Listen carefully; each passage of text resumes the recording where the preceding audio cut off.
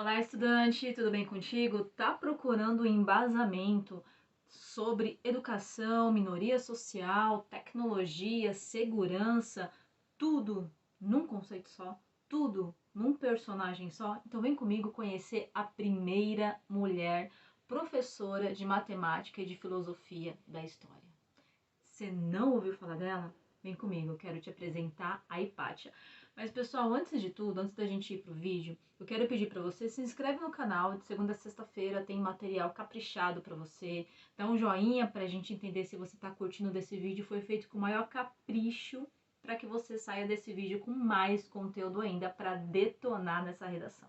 Bom, vamos ao que interessa? Sem mais enrolações, sem mais delongas, vem comigo conhecer a Hipátia de Alexandria.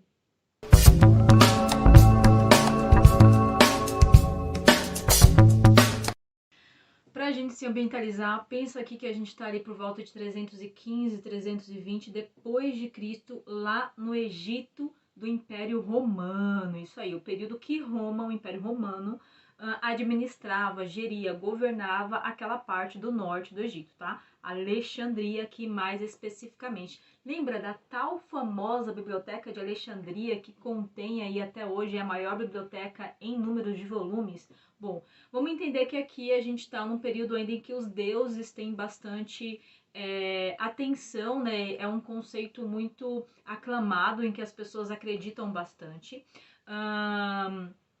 O conceito do cristianismo ainda não chegou muito nesse momento aqui no Egito, tá? E a nossa Hipátia, o pai dela é professor, esse daqui, ó. O pai dela é professor, ministra aí nas faculdades, filosofia, matemática, e ela foi a única mulher, a primeira mulher e única aí do Egito romano, do Império Romano no Egito, a ministrar, a estar dentro de um ambiente acadêmico, principalmente, pessoal, por causa do pai dela. Entenda aqui como que você pode utilizar a questão da família, tá? Como que a família influencia na construção do indivíduo. E vou dar uma pausa aqui, né? Platão já falava que a família ela é a primeira instituição que o indivíduo ele tem contato assim que ele vem ao mundo, e que todo o conhecimento que a família passa para esse indivíduo vai impactar no restante da vida dele. Bom, de lateralidade aqui, né? De brinde, de bônus, acabei te dando mais um segundo embasamento para sua redação, que é essa fala de Platão, tá bom? Voltando aqui para nossa caixinha da Hipátia, bom, então o pai dela trouxe ela para esse mundo acadêmico, tá? Ela, desde que ela teve contato, desde o início que ela teve contato com os estudos, ela se apaixonou.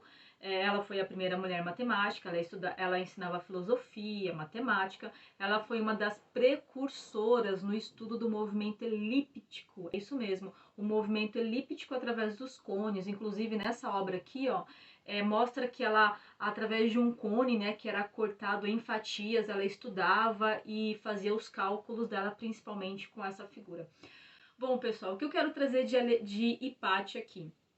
No momento em que ela estava aí, né, no seu auge da vida acadêmica, havia a introdução do cristianismo no Egito romano, ok? Que era conhecido como os parabolanos. Bom, os parabolanos queriam ali destruir, acabar, dizimar qualquer ideia dos deuses, porque aquilo era algo profano, era algo mundano, era algo que desrespeitava a cultura dos cristãos, ok? Então eles chegavam, teve algumas invasões, 2 ou 3 invasões, gerando conflitos, né, realmente ali para dizimar, para trazer como escravo, ou realmente para matar aqueles que não compactuavam com a ideia do cristianismo. No terceiro, quarto momento que eles fizeram essa invasão, conseguiram então tomar todo o Egito. Tomando todo o Egito, eles queriam que as pessoas se colocassem em público, principalmente aquelas que eram mais, que estavam em cargos de liderança, principalmente aquelas que tinham alguma posição de destaque dentro da sociedade. Estou falando aqui então das pessoas que ministravam, né, que estavam dentro desse ambiente acadêmico, que ministravam aulas, ok? A nossa Hipátia, ela nunca se colocou contra o cristianismo, mas ela não conseguia se colocar a favor do cristianismo, porque segundo ela não tinha ali movimentos, conceitos táteis, palpáveis, concretos para acreditar no cristianismo. Então veja bem, ela nunca se encontrou contra nem a favor, tá? Tem muitos livros que colocam que ela era anticristã. Mas aí quando você pesquisa bem a fundo, e tanto essa obra quanto mais duas ali em que a Hipátia aparece, mas eu quero falar principalmente dessa aqui, não coloca ali em nenhum momento ela contra, tá? Ela profanando, ela criticando o cristianismo. Não, ela só conseguia dizer que, olha, eu não serei a favor porque não tem nada que me convença. Tanto que em um dos momentos em que ela está sendo muito questionada ali, né, pelos líderes cristãos, ela fala que ela acredita nos números, ela acredita na filosofia. A crença dela é a filosofia e a ciência. Não deixa de descrer em algo, né? Não, isso não invalida outra crença, segundo ela, mas a dela e que ela segue é a filosofia e a ciência. Veja só, tá? Qual que é a ideia dela aí de ser fiel à sua ideologia, fiel ao seu pensamento. Bom, quando os cristãos tomam, então, o Egito, eles invadem até o ambiente acadêmico, né? E todas, lembra aí, as obras da biblioteca de Alexandria todas são queimadas. Eles tomam a biblioteca, põem fogo na biblioteca e todos os conceitos ali que era passado dentro desse ambiente acadêmico agora tem que ser o conceito que os cristãos acreditam, ok?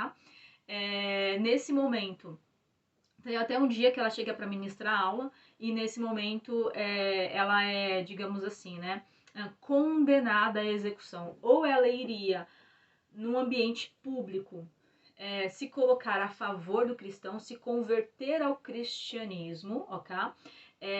Dizer a todos ali, né, fazer ali um anúncio de que ela iria se converter ao cristianismo, ou então ela seria queimada, apedrejada em praça pública, ok? Porque era assim que a igreja tratava. Eu lembrei da Inquisição, enfim, ok? Bom, ela também era vista como uma bruxa, pessoal, detalhe aqui, tá? Todas as mulheres que não acreditavam aí na igreja, que não seguiam os preceitos religiosos cristãos, elas eram colocadas, eram ali identificadas, né, como bruxas porque acreditavam em qualquer outra ciência que não era verdadeira, entende? Chega um determinado dia, então, que ela foi ministrar aula, não tinha aluno nenhum. O prefeito da província de Alexandria comunica a ela que ela está sendo ali chamada, né, intimada por esses líderes cristãos para que ela possa ir ao público, então, e se dizer ali, informar que estava convertendo-se para o cristianismo. Como ela não fez isso, pessoal, ela se entregou para os parabolanos, ela se entregou para os cristãos, para que fosse ali julgada, então, por eles, tá? Eles encontram ela na rua, né? Tem um momento que ela está conversando com o prefeito num templo. Ela saiu do templo, então terminou a conversa com o prefeito, foi para as ruas. Até os seguranças do prefeito perguntam se ela quer acompanhamento. Foi um ato muito corajoso dela. Ela falou que ela não precisava de acompanhamento, que ela iria ali. O acompanhamento dela era filosofia. Tem até essa fala dela. Então ela está ali caminhando pelas ruas, né, do antigo Egito. E os parabolanos a encontram, os cristãos, né, a encontra e leva ela para a igreja. Chega na igreja, eles despem ela, colocam ela em frente à imagem de Cristo, fala para que ela se arrependa. E quando eles saem para pegar as pedras para apedrejá-la, um dos antigos alunos dela, o Davos, chega perto dela, um aluno que gosta muito dela, que respeita muito ela, tinha um carinho enorme ali por ela. Ele decide, pessoal, ele mesmo asfixiá-la matando. Ele preferiu asfixiá-la e no momento ele se percebe no diálogo, né, um diálogo meio só no olhar, né? Ela aceita aquilo, ela até prefere que seja assim porque seria uma dor menor do que ser apedrejada, entende? Bom, então ele asfixia ela desfalece. Quando os parabolanos chegam já com as pedras na mão, ele diz que ela desmaiou de tanto nervoso, desmaiou ali, e mesmo assim os parabolanos continuam apedrejando ela ali até ela realmente ficar toda machucada. Alguns livros contam, pessoal, que ela foi desmembrada, os membros dela foi cortado, para mostrar, né, para as outras pessoas que esse seria o castigo caso não acreditassem nos cristãos. E os alunos dela, né, tem até um aluno que era o prefeito da cidade, os Orestes, depois que ela falece. Uma pausa aqui, tá? Ela era muito respeitada no ambiente acadêmico, muito respeitada no ambiente acadêmico. As obras dela, que estavam lá na Biblioteca de Alexandria, não se tem contato com isso, não se proferiu isso durante a história, porque se perdeu naquele incêndio, entende? Mas o que tem ali eram 2, 3 alunos dela que defendiam muito as ideias dela. Esse Davos, que preferiu asfixiá-la, e tem o Orestes, que era o prefeito da cidade, que depois que ela faleceu, ele nunca mais foi encontrado, né? Ele saiu da cidade. Ele até queria que ela se convertesse num diálogo ali, mas ela se mostra muito fiel à ciência, ela se mostra muito fiel ao que ela acreditava de científico, entende? Bom, o filme acaba por aqui. E o que eu quero trazer para você é o primeiro ponto, né? Tecnologia. Você pode utilizar a Hipátia dentro de um conceito de redação de temática de tecnologia, porque tech não é só necessariamente o que é digital, né?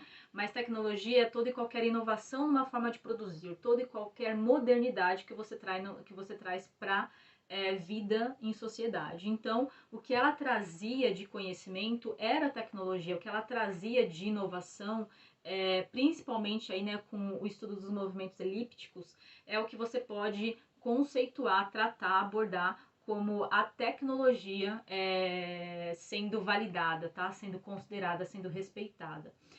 Segundo ponto aqui, você também pode tratar a educação, né? Porque a vida dela, desde que ela era infante, foi se dedicar à educação, foi acreditar na educação. E ela foi a primeira mulher aí, professora matemática, né? E filósofa. Então, vou pegar aqui um gancho e falar que você pode utilizar de minoria social.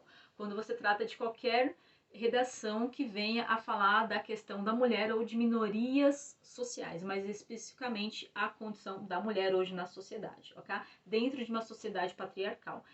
Ela era muito, pessoal, muito vexada dentro daquele ambiente acadêmico, porque ela era mulher, tá? Ela precisou, através dos estudos dela, ganhar respeito e notoriedade e espaço dentro daquele ambiente. E por último, não menos importante, segurança, tá? Porque todas essas pessoas que não acreditavam, que não se convertiam ao cristianismo, elas recebiam um castigo. Qual era o castigo? Perder a vida, ok?